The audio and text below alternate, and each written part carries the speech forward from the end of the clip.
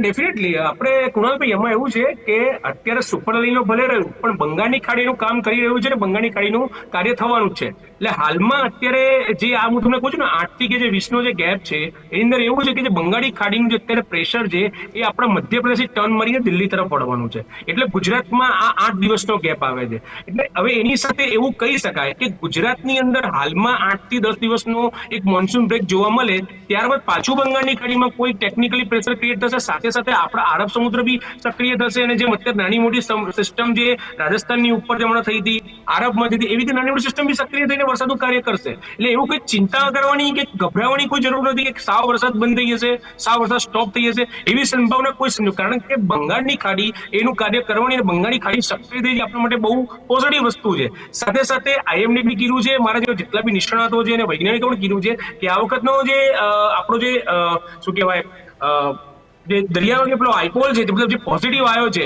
એ આયોડી એના કારણે આપણે એવું બી કહી શકાય કે ડેફિનેટલી ગુજરાતમાં આ વખતે વરસાદની સ્થિતિ સારી રહેવાની છે.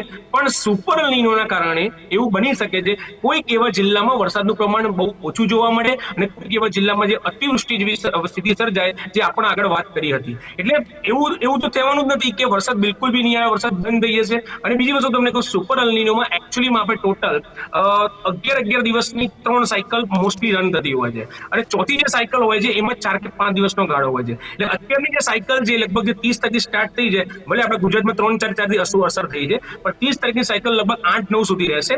ત્યારબાદ પાછો 10 દિવસ કે અઠવાડિયાનો બ્રેક આવશે, પાછી બીજી સાયકલ આવશે. એવી રીતે ટોટલ 3 સાયકલ રન થવાની છે. અને ઓગસ્ટનો આપણે જે લાસ્ટ ટાઈમમાં વાત કરી કે ઓગસ્ટનો જે મિડલ ઝોન છે 14 ઓગસ્ટથી 21 ઓગસ્ટમાં, એમાં ડેફિનેટલી આપણને ફરતી આવો ધમાકેદાર રાઉન્ડ મળી શકે છે. અને એમાં જે જિલ્લાઓ રહી ગયા છે ત્યાં ક્યાંક આપણે વરસાદ પણ જોવા મળશે. એટલે સુપર નથી ગભરાવાની કે આપણી પાસે જો સુપર એલિનો આ વખતે પોઝિટિવ વેવમાં છે. પણ હા, એ જરૂરથી બને કે જે સ્થિતિ અત્યારે અતિવૃષ્ટિ જેવી થઈ એવી સ્થિતિ ક્યાંક કોઈ જિલ્લામાં બની શકે છે, કારણ કે આ તો ઈશ્વરના હાથમાં છે.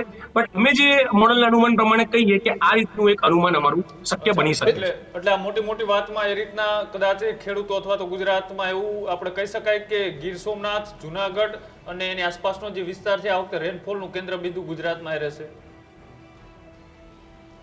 જી ડેફિનેટલી. અને એવું થશે બી ખરું કે સૌરાષ્ટ્ર તો પહેલા બી કીધું કે સૌરાષ્ટ્રના કાંઠાના વિસ્તારો અને દક્ષિણ ગુજરાત આની અંદર ડેફિનેટલી વરસાદની ઇન્ટેન્સિટી વધારે રહેવાની. એનું કારણ કુણાલભાઈ એક જ છે, કારણ કે સમુદ્ર કાંઠાના વિસ્તારો છે, ત્યાંથી દરિયો નજીક છે. એ દરિયાનો પોતાનો એક આખો કહેવાય ને કે એનો પોતાનો મોઇશ્ચર ઝોન હોય. આ જ પ્રકારની તમામ અપડેટ જોવા માટે ન્યૂઝરૂમ ગુજરાતને લાઇક, શેર અને સબસ્ક્રાઇબ કરવાનું ભૂલતા નહીં.